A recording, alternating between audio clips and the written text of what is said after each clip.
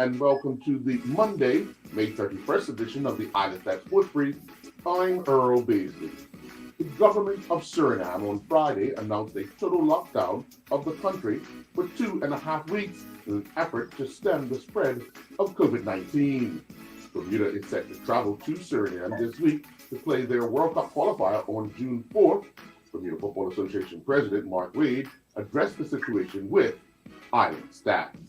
We've actually been in constant contact with Suriname and as well as FIFA and CONCACAF, just monitoring the status in Suriname and the status in Florida, just as a normal part of our protocols and our processes. And we were advised on Friday that the country would be going on a total lockdown. From our liaison down there, we have a friend of Bermuda who is working very closely with us and helping us with all of our logistics and a friendly voice on the ground, so to speak. And he's representing us very well. So we've obviously when the notice came out, we immediately reached out again to Suriname and also just as a matter of course raised up CONCACAF and FIFA. And we're confident in the protocols and the FIFA return to play guidance, which has governed all the World Cup qualifiers around the world. And this situation has played itself out in other countries, especially in Europe. On Friday, Krista Stwanek and Rosanna Hoy were crowned the male and female Bermuda Day Half Marathon Derby champions. As Stwanek crossed the line in a time of 1:10:28, the defending champion Lamont Marshall was second in 1:13:01, and Semi DeGraff finished third in a time of 1:16:10. Hoy was the 11th runner overall. She stopped the clock in a time of 1:25:55. Ashley Cooper was the second female finisher and 18th overall, clocking 1:28:58. Finishing 21st overall was the third female finisher, Gail Lindsay, stopping the clock in a time of 1:29:07. Gary Rollins and his Sussex teammates went into the final day of their match against Northamptonshire in their LV Insurance County Championship Group 3 match, needing to take 8 wickets for victory. However, Northamptonshire scored the required runs for victory and only needed 18.4 overs to do so. Cameron Jeffers and his Cowbridge Cricket Club first 11 teammates defeated Newbridge Cricket Club's first 11 by 26 runs. Newburgh won the toss and sent Cowbridge to bat. Cowbridge would score 183 for 7 in their allotted 50 overs. Jeffers did not bat.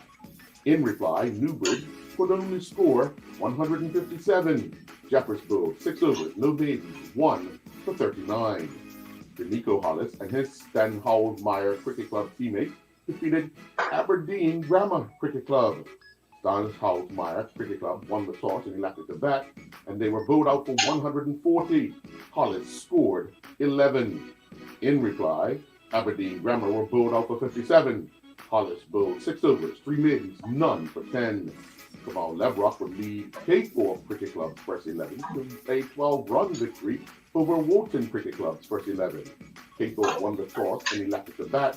They would score 169 for 9 in their allotted 46 overs. Levrock opened the batting, scoring 28 off of 27 deliveries, hitting 4 fours and 1 6. In reply, Woolton could only manage 157 all out. Lavrock was the pick of the K4 fielders with figures of 9 overs, 2 maidens, 4 for 31. Zeri Tomlinson, Logan Jones, Brianna Ray, and Keegan Jones all represented Sigburg School's third 11 against home cricket club's Cumbria in a 2020 battle. Sigburg won the toss and sent home to bat, and they would score 211 for 3 in their 20 overs. Tomlinson would hold on to a catch. Ray bowled 2 overs, giving up 25 runs. Logan Jones bowled 4 overs, giving up 48. In reply, Sigburg would only manage 162 for 3 in their 20 overs, falling by 49 runs. Logan Jones scored 38, Tomlinson scored 36, Ray was not out on 4, and Keegan Jones did not bat. Corey Smith and his Friendship Cricket Club teammates went down by 40 runs to Cleverham Cricket Club. French won the toss and sent Claverham to bat, and they would blow them out for 148. Smith finished with figures of 6 overs, 2 maidens, 3 for 15. In reply, French would only score 108. Smith scored 12 off of 20 balls. Kenny Thompson is still working her way back from injury, and once again, she was not part of the Sevilla center team that went down 4-1 to Real Sociedad. Jair Parker-Williams continued his scoring streak as he and his Falkirk teammates scored late to earn a point against Vilgar in a 2-2 draw in Iceland men's football first division action. Justin Dunaway and his Solihull teammates defeated Eastleigh 2-0. Nijai Tucker was one of 6 members of the under-23 squad. Burnley has offered new deals as they begin to plan for next season. Denai Parent-Chief was one of 17th ranked Tennessee men's track and field members to post a qualifying mark to the 2021 NCAA Outdoor National Championships as they wrapped up the men's portion of the NCAA East preliminary. Reigning SEC triple jump champion Parent-Chief secured his spot in the NCAA championships with a 7th place finish, leaping a benighted 16.05 meters or 52 feet 8 inches. Nairobi Smith Mills took to the track to compete in the Millfield PB Classic in the UK, representing Team Bath. Smith Mills would compete in the men's 800-meter A final. He would clock a personal best time of 1:54.97, which saw him win the gold medal. Only 2 days after the Sinclair Packwood Memorial Race, cyclists were back on the start line, this time competing in the BT Construction individual time trial. Connor White continues his dominance in the time trials with yet another win. He would clock a time of 21:24.1. Alexander Miller was second in 23:30.7, and Tommy Marshall was third in 24:28.6.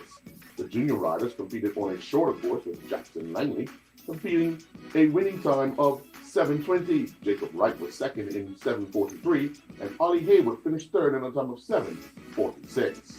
The Bermuda Karting Club hosted their Trophy Day, number 3, which was the Linda's Group of Companies Trophy Day at the Rubis Southside Raceway. The tag senior class saw Blake Horseman in the winner's circle in all 3 races, while the L206 senior class saw Scott Barnes take the checkered flag twice, and Jason North winning the other race. Robert Wheatley won all 3 races in the L206 Masters class, while Nathan DeCosta drove to victories in all 3 races in the tag junior class. Ryan Rebello won 2 of the 3 races in the stock shifter class, with Blake Horseman winning the other. Shannon Casey won all 3 races in the modified shifter class, and Isaiah Daniels Green won all 3 races in the cadet class. Common class sails filled the St. George's Harbor with 2 regattas taking place. Sailors battled it out in the Campbell O'Connor Memorial and the Allen Fifth Memorial Regattas. Stephen Dickinson and his crew, Leslie Tucker, captured the Campbell O'Connor Memorial Regatta trophy, and they won 2 of the 3 races and finished second in the other for their 4 points. Dale Brinkman and his crew, Tajali Rogers, finished second with 7 points, and Maxwell Curtis with Stephen Furbitt finished third with 12 points.